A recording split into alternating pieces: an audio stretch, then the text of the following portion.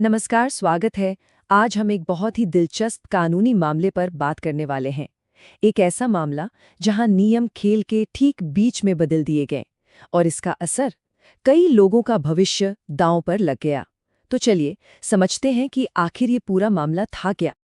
एक मिनट के लिए सोचिए, किसी ने अपने सपनों की नौकरी के लिए अप्लाई किया हो, सारी शर्तें पूरी की हों और फिर अचानक पता चले कि भर्ती के बीच में ही नियम बदल गए और अब वो उस नौकरी के लायक ही नहीं रहे। सोचिए, कैसा लगेगा? बस यही एक सवाल इस पूरे मामले की जड़ है। तो इस कहानी की शुरुआत होती है डिस्ट्रिक्ट जज बनने के एक बड़े मौके से। एक ऐसा मौका जिसने कई अनुभवी वकीलों का ध्यान खींचा और यहीं से इस पूरे कानूनी विवाद की बुनियाद रखी गई। तो बात है अप्रैल 2023 की। तेलंगाना में डिस्ट्रिक्ट जज के 11 पदों के लिए भर्ती का ऐलान हुआ। नियम एकदम सीधे और साफ थे। 7 साल की वकालत का अनुभव होना चाहिए, बस। सब कुछ बिल्कुल क्रिस्टल क्लियर था और इसी भरोसे पर ढेरों वकीलों ने अप्लाई भी कर दिया। और बस यहीं से कहानी में आता है एक जबरदस्त ट्विस्ट। जब सारे उम्मीदवार अपनी परीक्षा की तैयारी में जुटे थे, तब पर्दे के पीछे कुछ ऐसा बदला जिसने पूरे खेल का रुख ही मोड़ दिया। उनकी सारी उम्मीदों पर जैसे पानी फिर गया। हुआ ये कि 10 जून 2023 को तेलंगाना सरकार ने अचानक से नियम बदल दिए। अब सिर्फ 7 साल की प्रैक्टिस काफी नहीं थी। नई शर्त थी कि ये प्रैक्टिस खास तौर पर तेलंगाना हाईकोर्ट में ही होनी चाहिए। मतलब एक बहुत बड़ा बदलाव, और वो भी पिछली तारीख से लागू कर दिया गया। और इस बदलाव का नतीजा सीधा और कड़वा। जुलाई 2023 में उन सभी उम्मीदवारों के आवेदन खारिज कर दिए गए जो पहले तो पूरी तरह से योग्य थे, पर अब इस नई शर्त को पूरा नहीं कर पा रहे थे। मतलब रातों रात कई काबिल उम्मीदवार इस रेस से बाहर हो गए। लेकिन ये उम्मीदवार हार मानने वालों में से नहीं थे।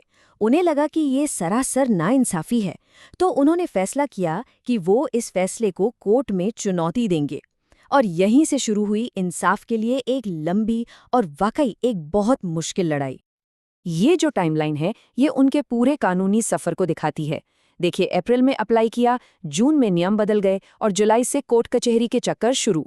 दिसंबर 2023 आते आते तेलंगाना हाईकोर्ट ने भी उनका केस खारिज कर दिया। अब उनके पास सिर्फ एक और आखिरी उम्मीद बची थी, देश की सबसे बड़ी अदालत सुप्रीम कोर्ट। यहाँ कहानी में एक और दिलचस्प मोड़ है।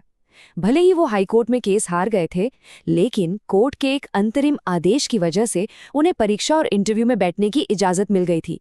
और कमाल की बात यह है कि उन्होंने सिर्फ परीक्षा दी ही नहीं, बल्कि उसे पास भी कर लिया। अब सोचिए, सुप्रीम कोर्ट के लिए फैसला कितना मुश्किल हो गया होगा, क्योंकि अब ये सिर्फ उम्मीदवार नहीं थे, ये क्वालिफाइड कैंडिडेट थे। तो अब हम पहुंचते हैं कहानी के क्लाइमैक्स पर। जब ये मामला सुप्रीम कोर्ट के सामने आया, तो कोर्ट ने एक ऐसा रास्ता निकाला जिसकी शायद किसी ने उम्मीद भी नहीं की होगी। ये एक बिल्कुल अनोखा और बहुत ही प्रैक्टिकल सॉल्यूशन था। ये देखिए, ये सुप्रीम कोर्ट के आदेश के शब्द हैं। कोर्ट ने कहा कि जो लोग क्वालिफाई कर चुके हैं, उन्हें एक एक्सेप्शनल केस यानी एक असाधारण मामला मानकर नौकरी दी जाए। लेकिन साथ ही ये भी साफ कर दिया कि जो 2023 के नए नियम हैं, उन्हें नहीं बदला जाएगा। मतलब एक तरह से बीच का रास्ता निकाला गया। तो सवाल उठता है कि ये असाधारण मामला होता क्या है? देखिए, कानून में एक शब्द होता है नज़ीर या प्रीसिडेंट। इसका मतलब होता है कि कोर्ट का कोई फैसला आगे आने वाले वैसे ही मामलों के लिए एक मिसाल बन जाता है।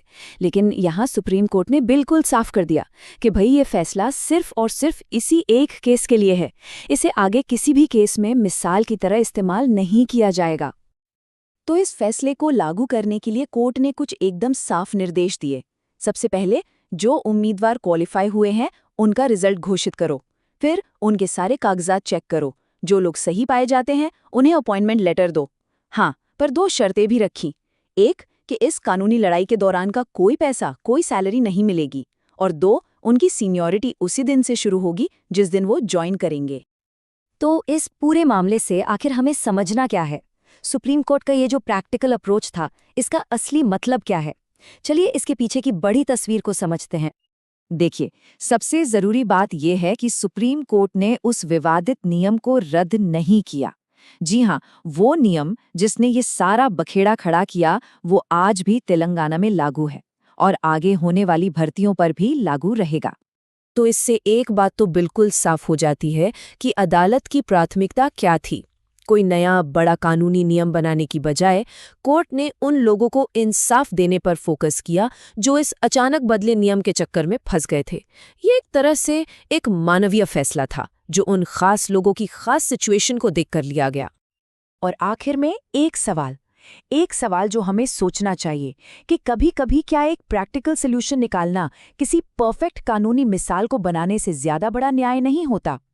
ये सवाल हमें याद दिलाता है कि इंसाफ सिर्फ कानून की किताबों में लिखी लकीरों पर नहीं, बल्कि उसकी भावना पर भी टिका होता है। वाकई एक सोचने वाली बात है।